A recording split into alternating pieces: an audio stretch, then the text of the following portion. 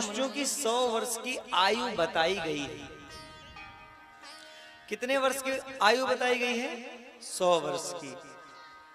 अब ये कलयुग कितने दिन रहता है? 4,32,000 वर्ष जो है कलयुग का समय है। सब लिखा हुआ है ग्रंथों में। कितना? 4,32,000 वर्ष। अब बोलते हैं कि कलयुग आ गया, कलयुग आ गया। महाराज कहां से कलयुग आ गया? अभी तो स्टार्टिंग है। 5200 वर्ष अभी केवल व्यतीत हुए हैं कलयुग। 52 वर्ष, 5200। अब विचार करिए, 4,32,000 वर्ष में 5200 वर्ष घटा दीजिए, अभी कितने लाख वर्ष बाकी हैं? तो अभी तो ये स्टार्टिंग है। अब त्रेता कितने वर्ष का है? 86,000 40,000 वर्ष का। 86,000 वर्ष का जो है त्रेता है। 12,96,000 वर्ष का द्वापर है और 17,28,000 वर्ष का सतयुग है। इस प्रकार से जब इन चारों युगों को हम जब जोड़ेंगे तब हमारा एक चतुर्युग होता है। एक चतुर्युग, इसको कहते हैं चतुर्युग। जब सतयुग, त्रेता, द्वापर, कलयुग जब चारों व्यतीत हो जाएं, वो होता है चतुर्युग। 43,20,000 वर्ष का एक चतुर्युग होता है।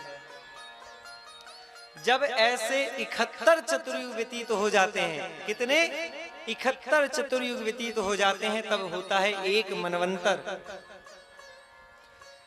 और उस मनवंतर की अगर गणना की जाए तो 30,67,20,000 वर्ष जब व्यतीत होता है तब होता है एक मनवंतर। और जब ऐसे 14 मनवंतर व्यतीत हो जाते हैं तब जाकर के ब्रह्मा जी का एक दिन होता है। अगर उसकी गणना की जाए तो 4,29,40,80,000 वर्ष जब व्यतीत होते हैं तब ब्रह्मा जी का एक दिन होता है। ब्रह्मा जी का एक दिन। और जब 4,29,40,80,000 वर्ष जब दोबारा व्यतीत होते हैं तब जाकर के ब्रह्मा जी की एक रात्रि होती है। इस प्रकार से ब्रह्मा जी का एक दिन और एक रात्रि होती है। अगर की जाए तो 15,67,33,92,100 वर्ष जब व्यतीत होते हैं तब जाकर के ब्रह्मा जी का एक वर्ष होता है। और अगर 100 वर्ष की आयु गणना की जाए ब्रह्मा जी की तो 15,67,33,92 वर्ष की ब्रह्मा जी की आयु है। और इस प्रकार से ब्रह्मा जी का 51 वर्ष चल रहा है।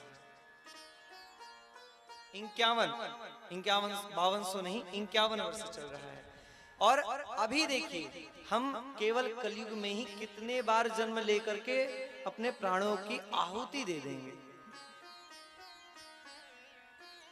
कितने बार जन्म लेकर के चले जाएंगे। तो अब विचार करिए कि ये केवल ब्रह्मा जी के जब तक जीवन व्यतीत होगा तब हम कितने बार चले जाएंगे। इसी कलयुग में हम 4,32,000 वर्ष में ही कम से कम 100, 200, 400, 500 बार आके चले जाएंगे। और इस जीवन को हम लोग क्या कहते हैं कि हमारा जीवन है।